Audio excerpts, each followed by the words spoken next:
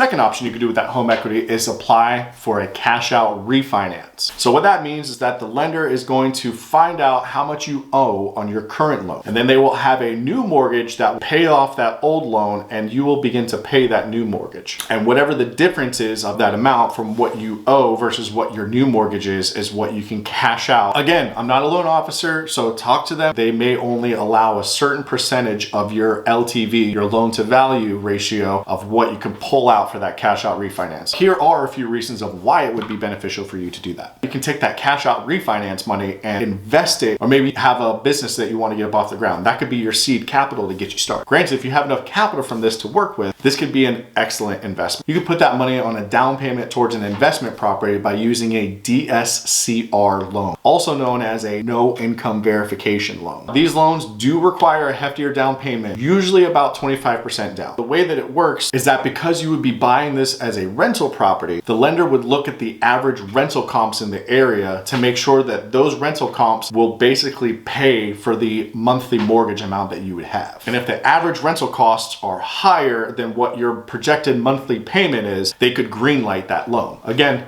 check with the lender just to make sure specifics, but this is another idea.